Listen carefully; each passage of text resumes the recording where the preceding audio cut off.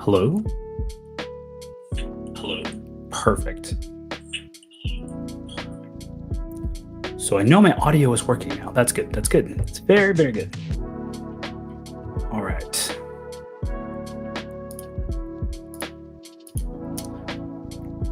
So, Panda fam, my name is Dominic. If you don't know me already, I've never really done an introduction at all. For the most part, I've always felt like I really didn't need to. I would just put content out there. Um, so I'm doing a live today with really three goals in mind. So first of all, I bought Jollibee for the first time, and I am freaking excited to try it. It's like the super well-known Filipino fried chicken chain, if you don't know. I also haven't had lunch yet, so I am freaking starving. I don't know why I haven't tried it. Like, it's kind of like something all foodies go try because it was such a big thing. But I am excited. I also haven't eaten yet, so I guess I already said that. But I am freaking hungry right now, and it's just sitting right in front of me.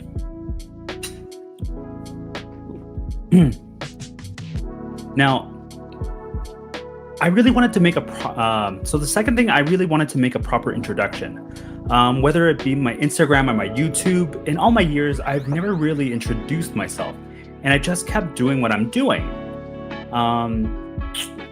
And I thought it would be a better way to connect myself with my audience if they actually knew a little bit more about me.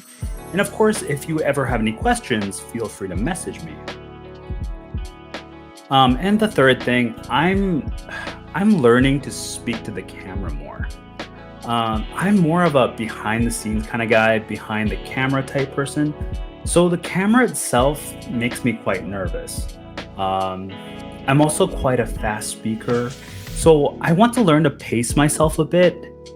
And so for me, this is practice, This is trying to be more comfortable, and it's been a very, very hard process so far because I don't know, it's not something that comes very natural to me. Some people just naturally have it, and I don't think I do. I think it's something I have to learn, I have to practice, and props to all the people that can do it so reflexively. Yeah, definitely not a me thing.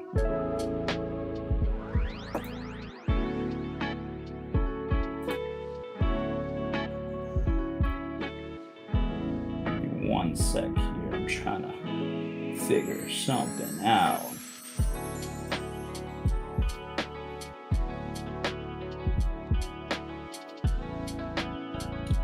There we go.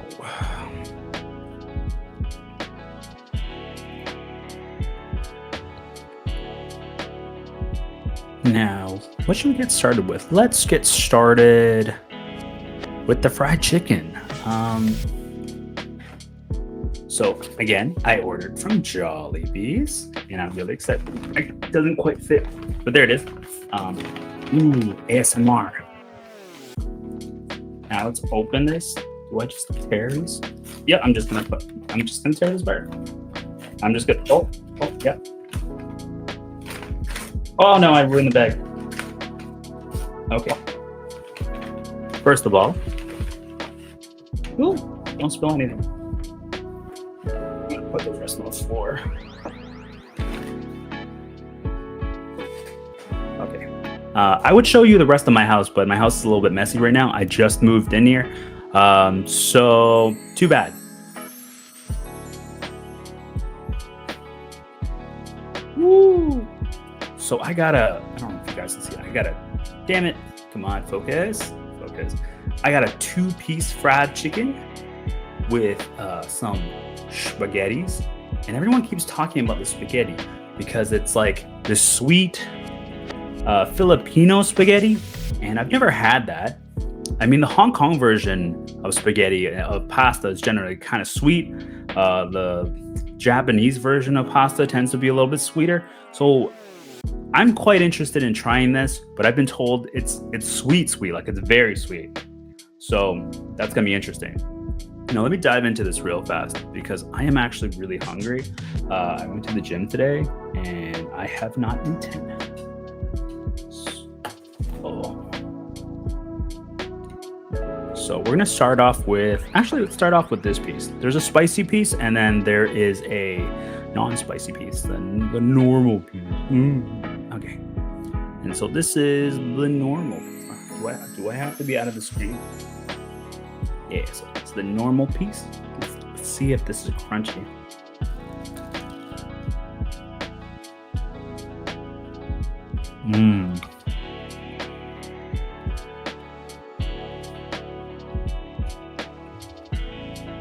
It's pretty good.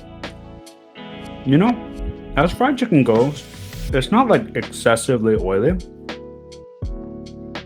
And the piece isn't like massive. I don't know if you can see, but it's pretty juicy inside without being excessively oily. Because sometimes, honestly, some fried chicken places, like, by the time you get the bag, the oil is just coming through the bag.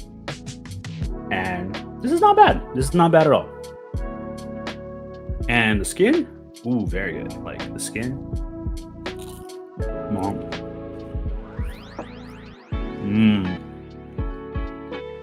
That's pretty fire. Pretty fire. I also had a gravy somewhere. So Jollibees also seems to be really famous for their gravy. My desk is small. Well, it's not small. I have a lot of stuff.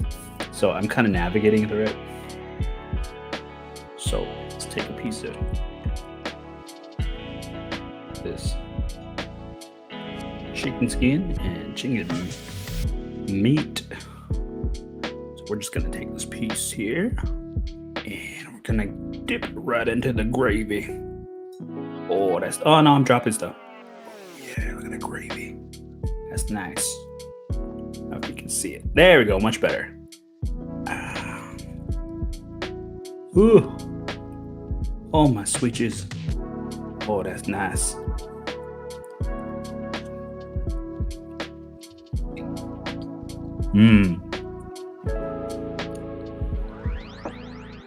Their chicken's really good. Surprisingly, it's not like super salty, but it's good. It's good. I like it. The gravy's good. For some reason, I was like expecting like crazy kicks of flavor from this Filipino style fried chicken.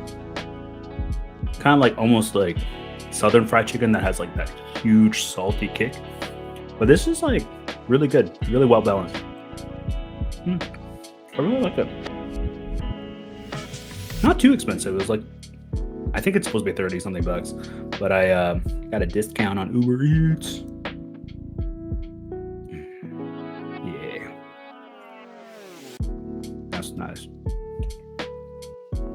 I would get this again. It is, I think, more expensive than some other fried chicken spots in Vancouver, but not too bad. Ooh, that's so good. Oh my god, I thought my door opened for a second. I'm home alone. Jesus Christ. All right. I don't normally pick at the chicken like this. It's just because I'm on camera. I usually bite right into it, but it's just kind of crazy looking. All right. And then we got this spicy fried chicken. Ooh, that looks excellent on camera. It's kind of fuzzy. I know it's not the best camera, but my girlfriend got it for me. All right. Let's try this real quick. Try not to drop it. Try not to make a mess. All right.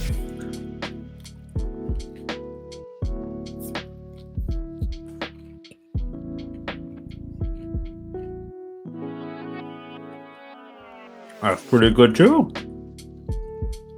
Ooh. A little bit of a kick. The spicy one has a little bit of kick, not lying. But I'm into it. I should have got myself a cold drink. I was like, ooh, I'm gonna be better. I'm not gonna get myself a pop. Now I want one. But that tastes really good. Oh, that's really nice.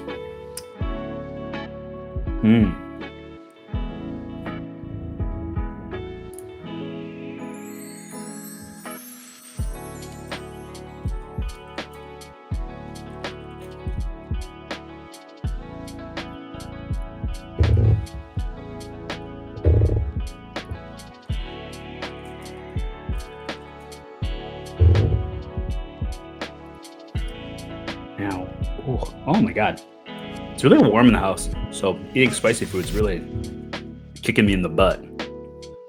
All right, I'm looking at the wrong place. I always look at myself on the screen. I should be looking at you guys, shouldn't I? I'm learning. And then I put some gravy on the fried chickens. Ooh, let's just dunk it. Yeah. Ooh. Ugh. Spilling gravy.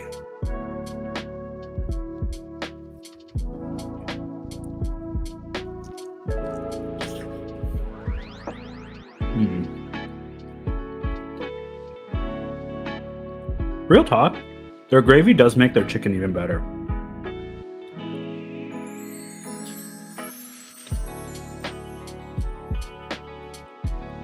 Whoever's like getting Jollibee chicken without a gravy is insane. Absolutely insane. Oh my, I think I made a little bit of a mess. Now, let's take this out. No, I didn't finish the chicken yet, but I'm going to. Now, this is something I was really curious about, actually. Their spaghetti.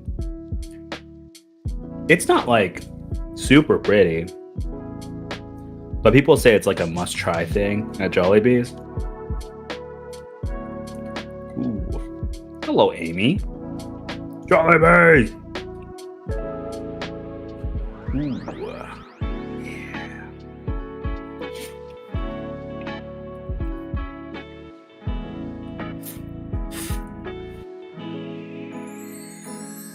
It's not the flavor I expected, but it's pretty good. It's kind of on the sweet side. It almost has this like weird smoky hint to it.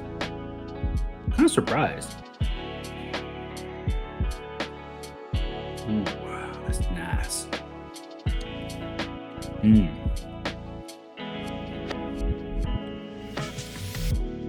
And they have like little sausages in it, which is like really classic for some like a lot of homemade spaghettis.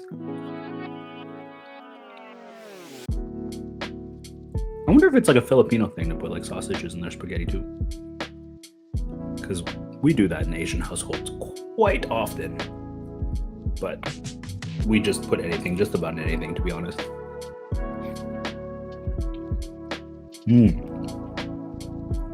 That's pretty good.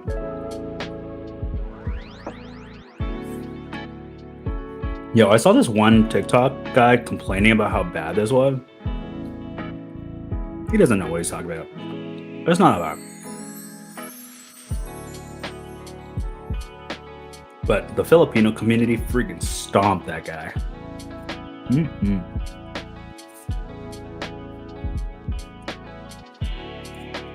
That's good. I'm down for that. All right, let's get back to it. Now, I'll eat more later. So a small intro to myself is my name's Dominic, and 10 years ago, I started an Instagram account called Please Feed the Panda, which I later changed to Panda.Dlights because the name was so freaking long. I didn't really have a goal in mind for it, but I saw people taking food photos, and I would randomly snap photos on my phone too. So I was like, why not? I would start posting on Instagram, doing whatever. And back then it was so easy to get likes. People actually saw it, and it wasn't a competitive community. It was just people coming together to like things. Really, that was it. It was so simple. Like in the very early stages of Instagram, it was never about getting stuff. And not too long after I started, I met up with this dude that I knew from high school.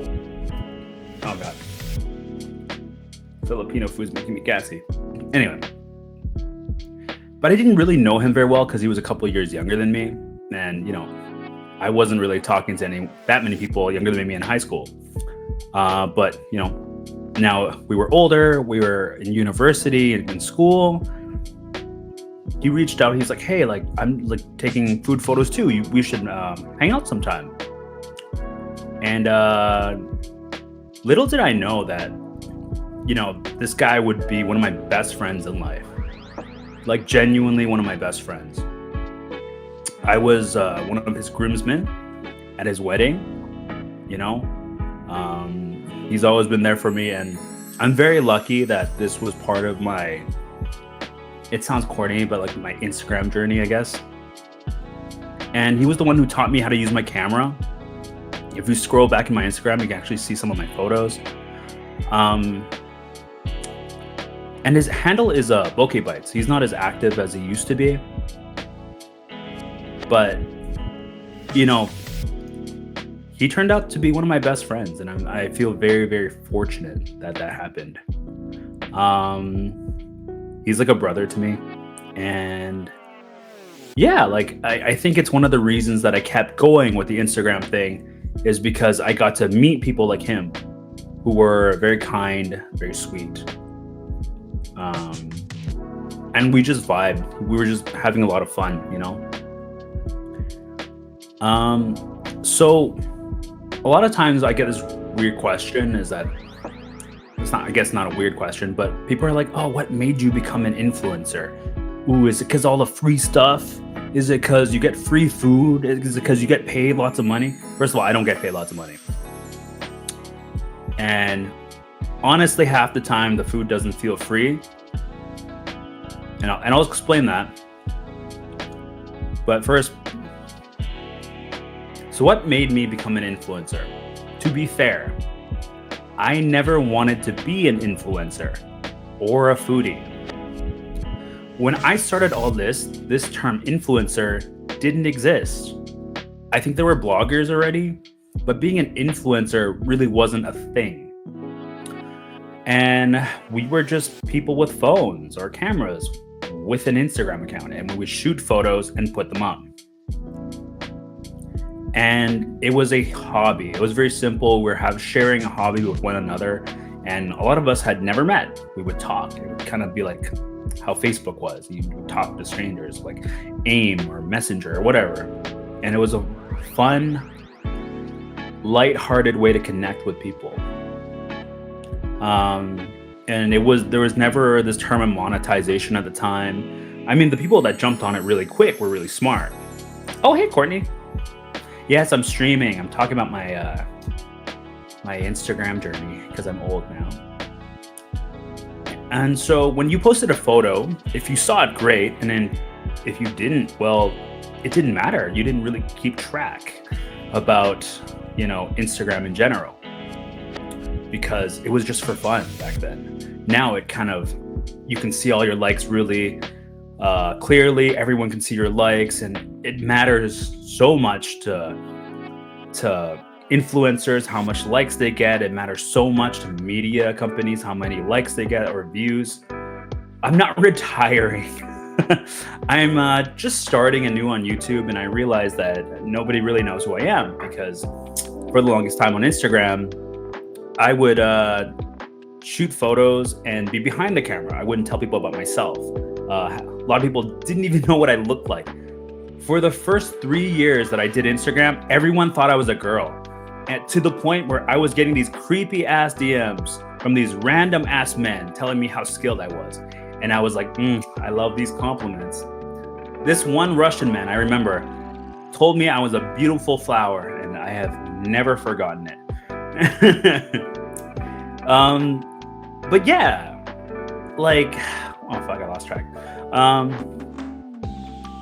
So somewhere along the line, someone out there kind of came up with the term influencer, and I just kind of fell into that category because I shot photos, people saw it, people wanted to go, I became an influencer. But I wasn't trying to be an influencer at the time. Like, I was just shooting photos. I shot things that I liked, then pictures of my girlfriend, places that I went, places that I really liked. I mean, obviously I wouldn't be posting places that I really hated, right? And people saw that I liked it and they would go. And To be perfectly honest, I'm not a foodie either. Um, I like food. Um, I'm not as crazy about food as other people. There's a lot of people out there that genuinely love food that will line up for hours to get food, to try this new trend, to cook. And people that are cooks are crazy foodies. Good for them. I just don't have that skill set. For me, food comes from my appreciation of food comes from my mother, because for me, food is what brings people together. And for me, it's always been a social interaction. I loved I love being around people, and I even my love language is giving people food. So often I'll feed my partner, and it's my way of saying I care about her. It's kind of like gifting, I guess. And hers is like, she likes it when acts of service, I think, and and encouraging words and stuff. So I had to kind of readjust. Instead of bringing her food, I would cook it for her, or I would clean up more around the house. I'm trying to do more of that, and also just be more encouraging in general. But anyway, back to the foodie thing. Food's not like that for me. Mine's a social interaction. I want to meet people.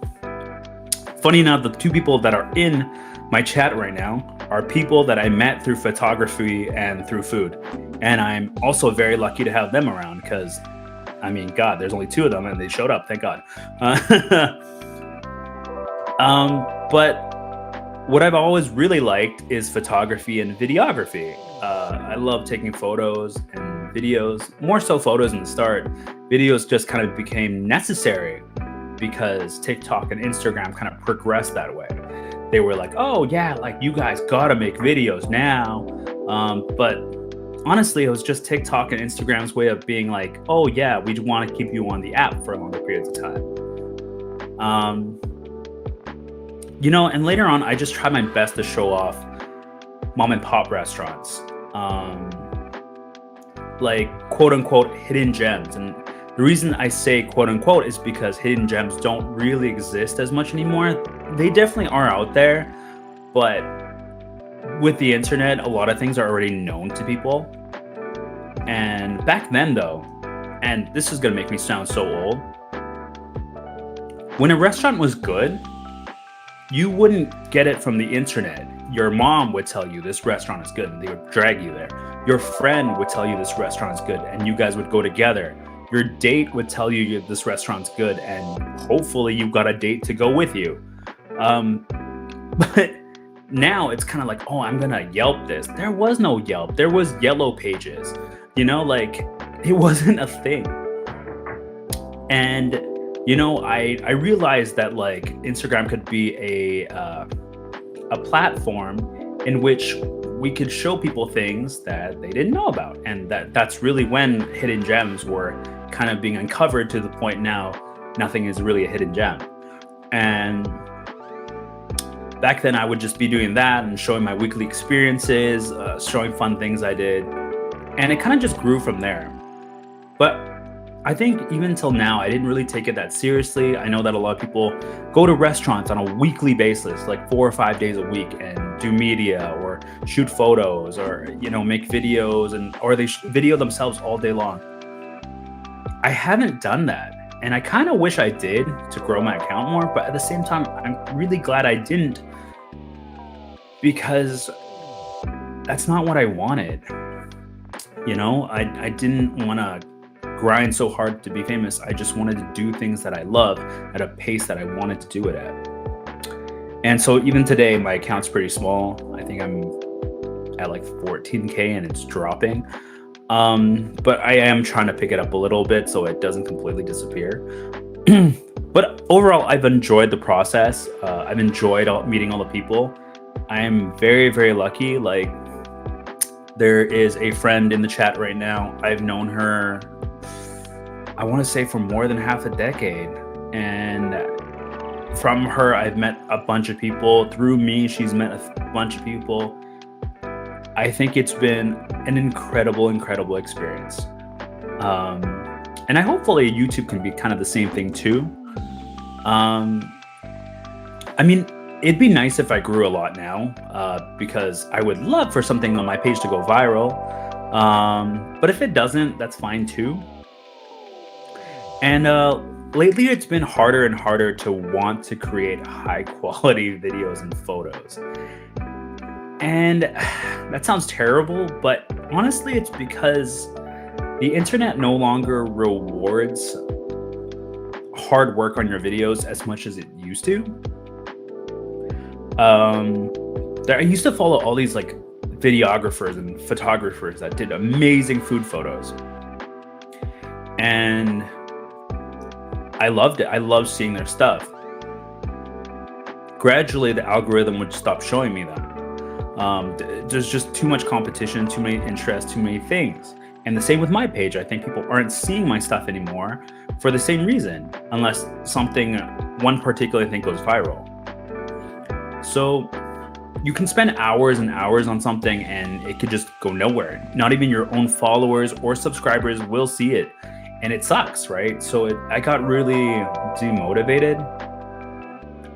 And honestly, until now, it's still been quite a struggle because you have to find yourself in a state where you want to just be creative for the sake of being creative. Trying to find the joys of kind of creating stuff again. And I think I'm getting there. I have a lot more fun, and honestly, I guess I should have. I was gonna make a proper announcement. I'm gonna put it in this thing, but I plan on starting a podcast again because I just love chatting with people. I mean, Amy in the chat, actually, I used to be in a podcast with, and she knows like I'm a very chatty individual. I don't love being on the camera, but I love having deep conversations with people. So that is something probably I'm going to add to the channel later on as well. So actually, let's take a break for a second, because I didn't just get fried chicken. I also got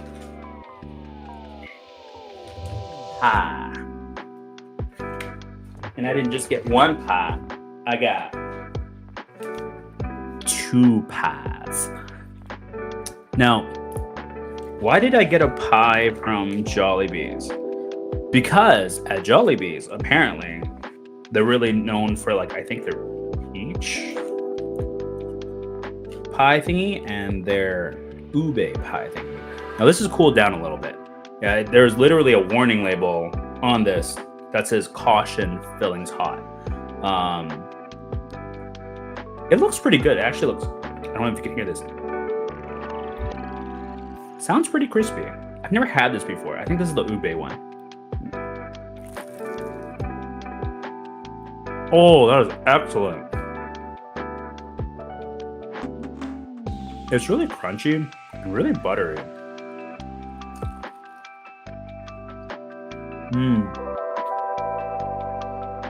By the way, if you've never had Filipino baked goods, very good.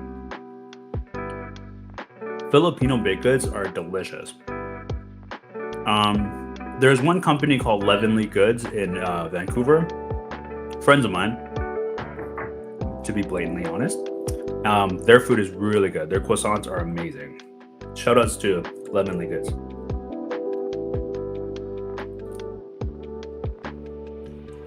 Ooh, it's just so crisp on the outside. I don't know how good my mic is. Oh my god, there's crumbs every. God damn it. But it tastes delicious.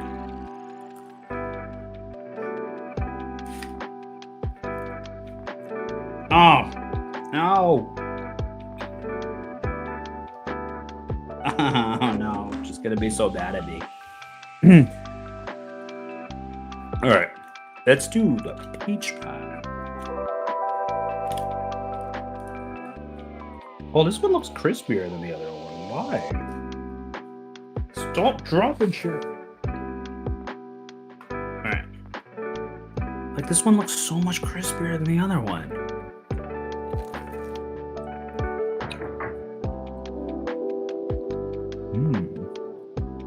This one's the peach, and it's a little bit acidic, a little bit sweet. still very crispy. I'm pretty sure I'm eating like 9,000 calories right now. I don't know how mukbangers do it. I also don't know if I love eating in front of a camera, but it's fun.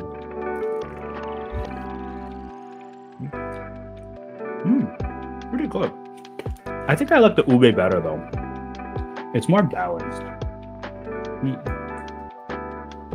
You guys should try Jollibees. Really, really good. If you haven't, I would recommend it.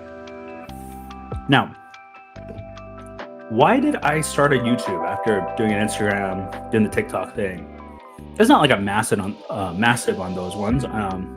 My accounts are fairly small in the grand scheme of things. So why did I start a YouTube? Well, I wanted to start a project that was fresh and new, that sparks my interest and love of making content again. I don't even like calling it content. Back in the day, it was just making videos. I hate calling it content. I actually hate the term influencer. And so far, I've found that YouTube is more rewarding. People see it, especially like when you make a video with a purpose. People tend to be more drawn to it. One of my biggest videos is the anime convention. It's because people love the anime convention, so they check out what's there. My other biggest video is my video of things to eat in Maui. And honestly, it serves a function. I think that's great. I'm also really lucky because so far, like, no one's kind of been mean to me on YouTube. There's definitely some terrible people on Instagram and TikTok and most of Reddit. But on YouTube, everyone's been really nice and quite supportive. Like, even when they're being harsh, they're kind of being like constructive with their criticism, which I am okay with. There are some weird people for sure. I've definitely already ran into them, but for the most part, everyone's been really nice. And I'm also very lucky because my friends are quite supportive. If I tell them that I have a new YouTube thing, they show up. Not all the time, obviously, and I don't expect them to, but you know, they show up, and I'm really, really grateful for that, honestly.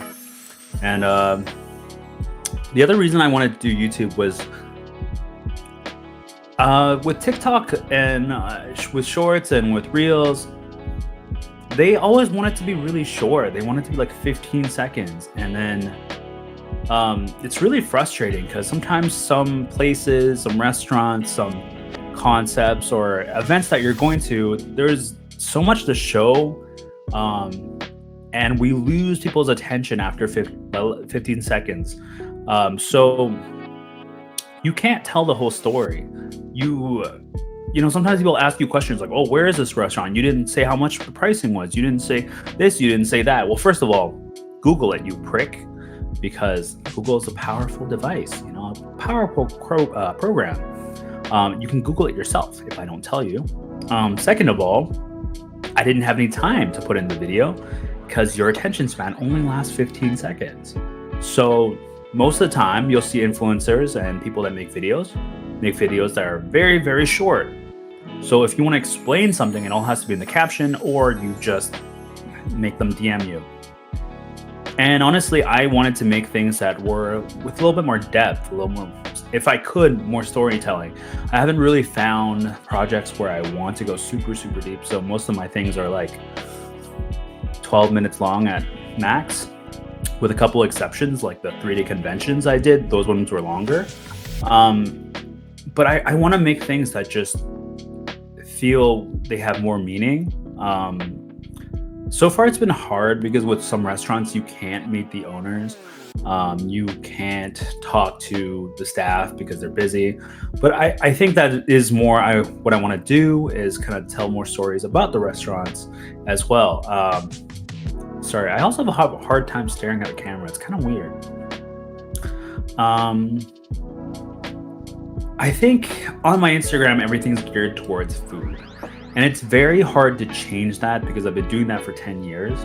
I will probably change that because I don't care, but it's hard. And also,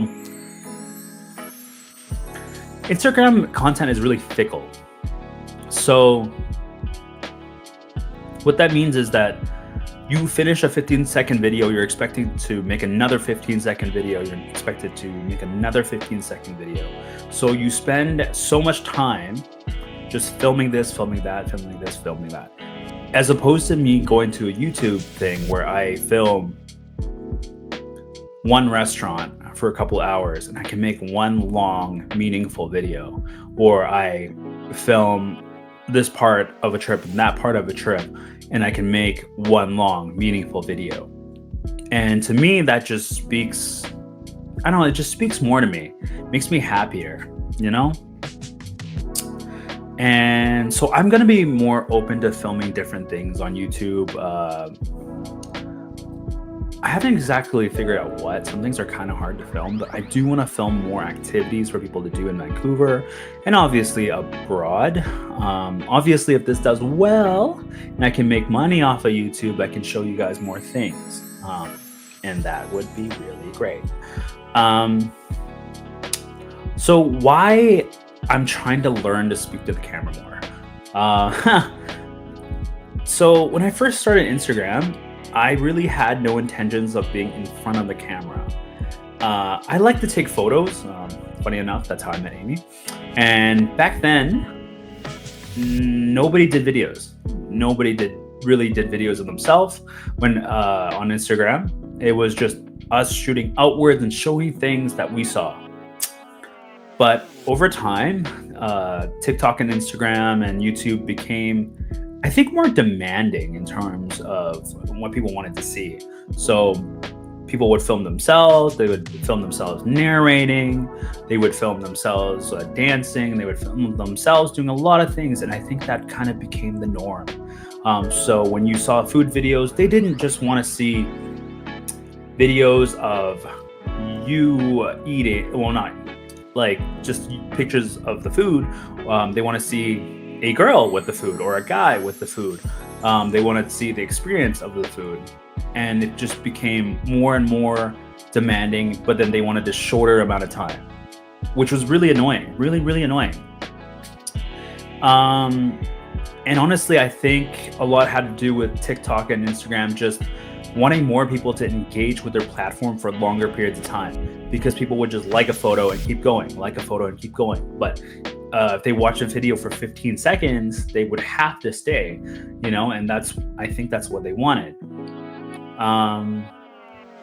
So in a way, I felt like I was forced into being in front of the camera, which obviously is a stupid way of saying it, because nobody can force you to be in front of the camera. But I think over time, I've kind of accepted the idea, and I kind of wanted to get better at it, because I've seen other people so good in front of the camera. They speak so well. They're so fluent. You know, people teaching languages, people traveling abroad. Also, bringing your camera out and just like having it in front of you in public is so difficult. I don't know how people do it. It's crazy. Because for me, I still don't like the idea of people staring at me when I film. I don't like the idea of people staring at me when I film myself or film the food, or, you know, because it looks like such a spectacle. Even after like a decade of doing this stuff, I don't particularly enjoy it. But that is also something I want to get comfortable with if I am going to be creating content. So speaking to the camera, I'll probably be doing more lives, practicing more, doing more videos of myself like this. And I hope you guys like it. But, you know, it is what it is.